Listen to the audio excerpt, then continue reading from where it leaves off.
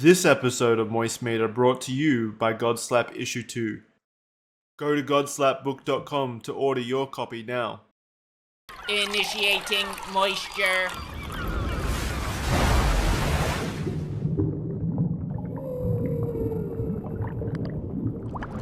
Welcome to the Moist Meter. Today we're taking a look at Ant-Man and the Wasp: Quantumania. You can probably hear the jubilation in my voice. I'm very excited to talk about this. In fact, it might even be spoilers on how I feel about the film entirely. Bored. This is one of the few Marvel movies that actually has pretty suboptimal reception. I think it has like a 48% on Rotten Tomatoes. Not that I put any real stock into Rotten Tomatoes scores, considering they continue to give Big Mouth 100% every season. It's an absolute mockery of reviews, to be honest. But it's just one of those rare instances where even Marvel fans are like, yeah, this is kind of underwhelming and mid, which it is. I guess I can't say the movie's bad, per se. Ant-Man and the Wasp is bad. That is still perhaps the weakest MCU film in my opinion. This isn't as bad as Ant-Man and the Wasp. It is better than that, but it's not good either. It exists in that unbearable purgatory where it's neither bad nor good, and it's just on that line of being boring.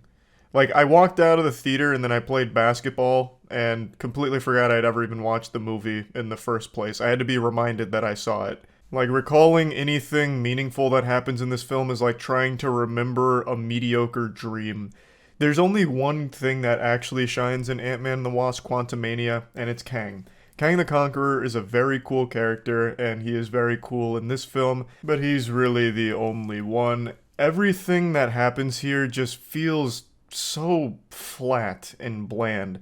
It tries to follow the Marvel formula to the point where it almost becomes like a parody of itself. It's constantly shoehorning really lazy jokes that don't hit the mark constantly. And speaking of jokes, let's talk about MODOK. He's not really a villain in this movie. He's just a punching bag for people to laugh at. He's not menacing, he's not intimidating, he does nothing except get literally made fun of by every character in the film. That's his whole role. He's just this embarrassing presence that they constantly poke fun at. Like, and he looks like shit too. Like, the CGI on him is awful. I saw a post comparing MODOK from this movie to George Lopez as Mr. Electric in 2005's Shark Boy and Lava Girl, and George Lopez as Mr. Electric looks better. Like, MODOK here is awful. Genuinely fucking horrible. I don't know a whole lot about MODOK. I don't know if he's supposed to just be like this sponge that just absorbs insults from characters forever, but I feel like he was supposed to be like the right-hand man to Kang that was, this expert killer villain, but he's not here. He does nothing except get made fun of. I've said this before, and it's applicable here as well. If the characters aren't taking anything seriously, if everything about the situations they're in is played off as a joke, then why are the spectators supposed to care? At that point, it's just kind of a sitcom. This movie's supposed to be the kickoff for Phase 5, I believe, and man, what a weak start. This is the equivalent of, like, starting a basketball game and scoring on your own hoop. Like, this is just kind of lame, honestly. I also would like to talk about the visuals quickly because I really like the Quantumania style of just, like, goofy, wacky shit happening. Like, a lot of the tech is all oozy and gooey to pilot a weird technological ship. You have to fucking double fist the controls and then steer the goo. Like, I like that kind of shit. But there's a lot of times in this film where it was just noticeably bad. And it's not because the VFX department isn't talented, it's because they're clearly overworked. There's a lot of fatigue in the VFX department because of how much they're constantly having to churn out, I feel. Like, I believe over the last few years, you can see a real steady decline in the quality of the visuals. Like, need I remind you of Thor: Love and Thunder, when they're, like, transmitting that kid's face, and it looks like an actual Power Rangers moment?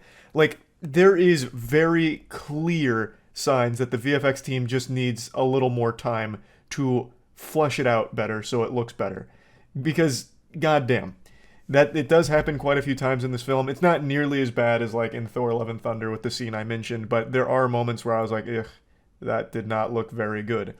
But overall, I appreciate the style they were going for. And now let's get to the story here. I'm not going to be getting into spoilers, though I would really like to help illustrate my major complaints with the narrative here, but I'll just give like the general broad strokes.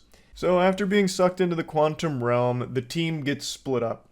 And Scott and his daughter end up meeting some of the quantum locals. And they are fucking worthless. The locals are fighting back against Kang, but they have no real role to play in this film, other than to serve as cannon fodder for Kang to murder to show that he's not a nice guy.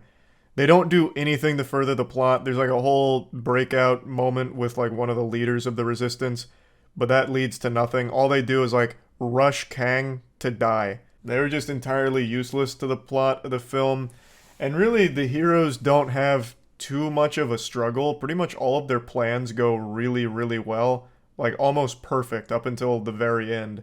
But everything's just super easy up until then, really. And then, I can't get into spoilers. There's a lot I want to say, but a lot of it's spoiler related.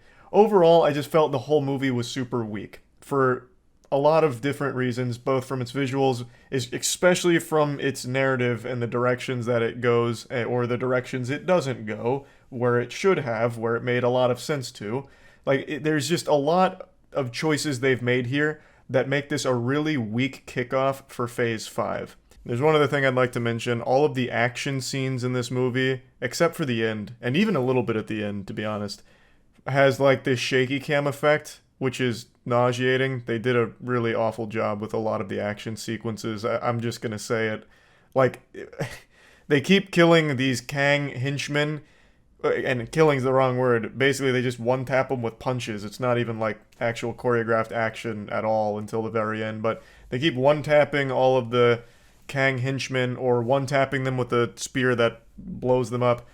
And what happens is, like, as the impact's coming, the camera will, like, fucking jolt around and shake a little bit, and it looks horrible.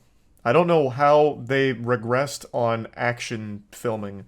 Like, MCU's been doing a decent job over the last few years of, like, actually showing you action when it's happening.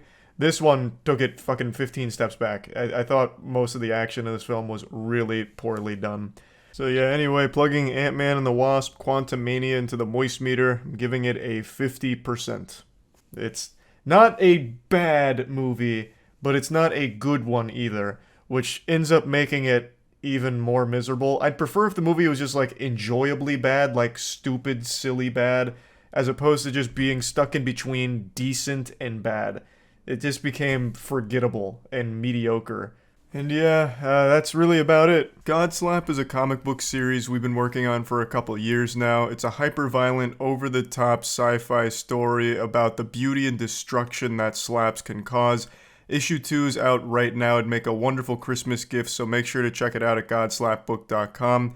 Right now we also have 3 variant covers that are in stock, but the second those sell out, those variant covers will never be restocked, so definitely make sure to pick up a copy today.